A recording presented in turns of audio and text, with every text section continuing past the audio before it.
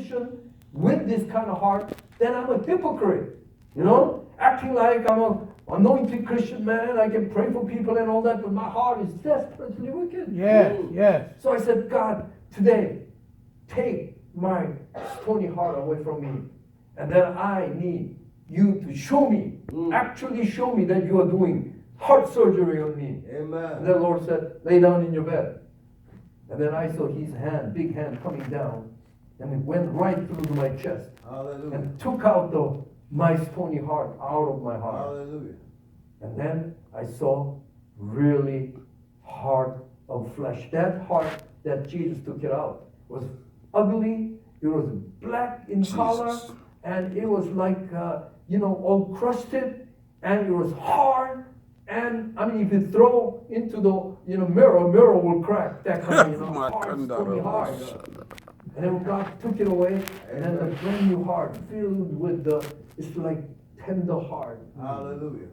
Soft heart. Hallelujah. And just gave right into me, and Hallelujah. I saw that right there. Thank you, Lord. And then the Lord said, I circumcised your heart, and I took that stony heart away from Hallelujah. you. Now you're going to walk in my blessing. That's right. And I realized when I had that wicked heart, I cannot walking in the full measure of blessing. God wants you and I to walking in full measure of blessing, but devil doesn't want you to have that, so that you can only walk less than 20% of the blessing.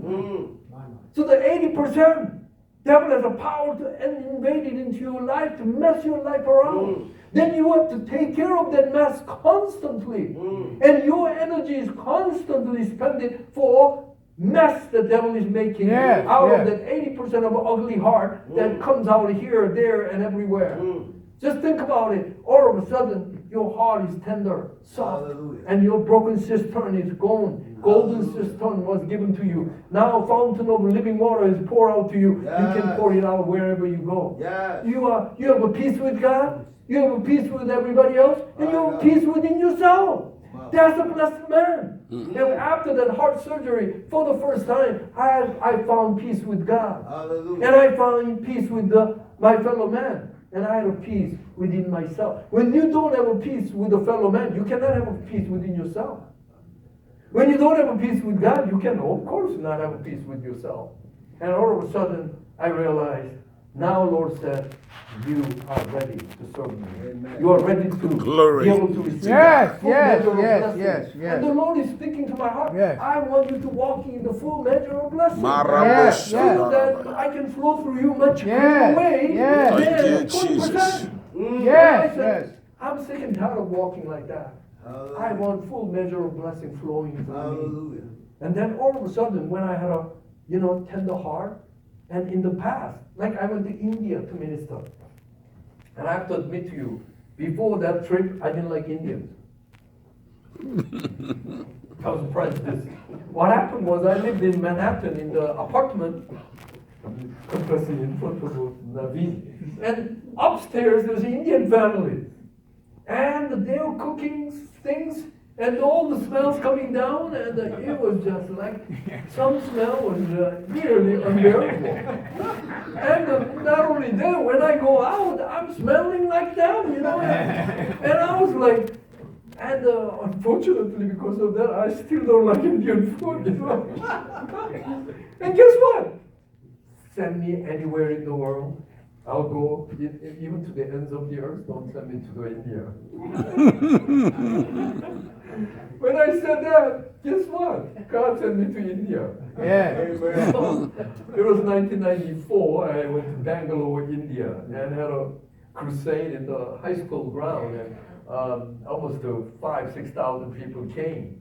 Wow. And there was a podium, and all the Indian church teams leading the worship and all so on. And then there was Indians don't sit in the chairs; they just sit in the floor, in the ground, and they bring their little, things to sit. And then between that, people, and then the podium, there were like 70 people, and their lepers were there. About 70 leper family were there. And then there was adults, and there was a young kids who were playing themselves. There were another about 40 young people, young children, leper families, children were there. And then I'm sitting there and just waiting for my turn to come to preach. And then Lord said to me, "Do you love Indians?" And I have to say, yes, right? I say, yes, Lord, I love India. The Lord asked me, do you really love India? I said, yes, Lord, I really love India. Third time he asked me, I must have Peter's characteristic, right? Do you really love Indians? I say, yes, Lord, I really love Indians. Then go down and give them big hug for those children of lepers for me because I love them. And then I said, but they are lepers, God. And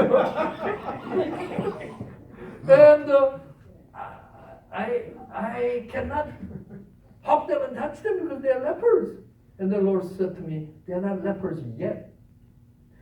Because the leper family, father and mother do not want their children to have a leprosy, they will not touch them. Because they have a serious, like fingers gone, nose is gone, arms already gone, limbs are broken and all that. And they are actively, all those pusses are leaking and all that. So they do not touch their children whatsoever. And then the people in the world look at them, they think they're leper, they throw the rock at them, So these are one of the miserable children. And then Jesus said, I love them and I want you to hug them for me. And then, that was after my heart transplant took place. And all of a sudden, my heart is filled with the love for those young people. So I said, even though I catch leprosy, it doesn't matter. This moment is important for these kids. So I get out and walk toward them.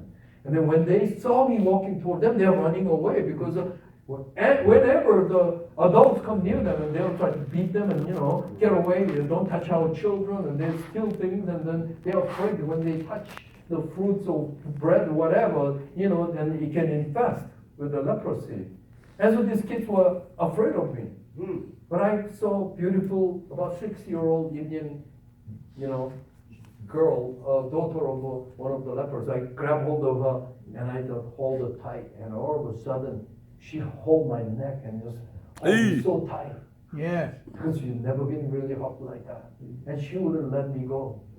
And then slowly, one by one, came and hold my pants and arms, and all the leprous kids came all around me. And then the leper mother and father and them, they all stood up and looked at me, and with the fingers are going and all that, they're saluting me like this.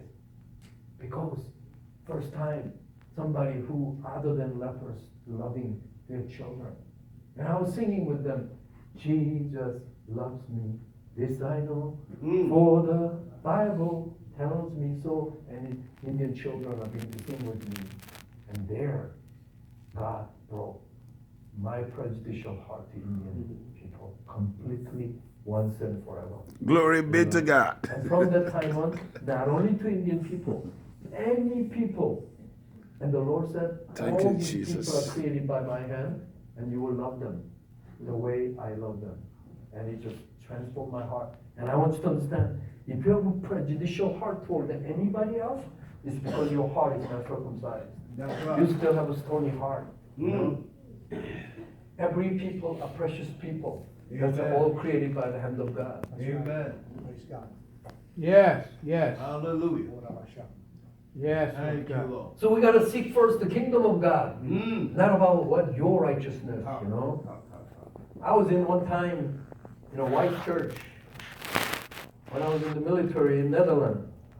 And then my heart moved to Sri Lankan refugees in Netherlands. So I went to the refugee camp and led many Sri Lankans to the Lord. And I began to bring them to the white church, And then the pastor came to me and said, you shouldn't bring them to the church anymore because it's going to affect other white people not to come to church. It was really broke my heart to see that. And they said, I wanted church to help them, maybe provide some food for them and all these things. And that was the response that I had, and it was very sad to see. And sometimes church can be very prejudiced against any other color than their colors, And it's not just the white churches. The black church is the same way. Sometimes I go to totally African American church and they are prejudiced against others as well. The Asian church has their own prejudice against other people too. Why? Because They still have a stony heart. Yeah.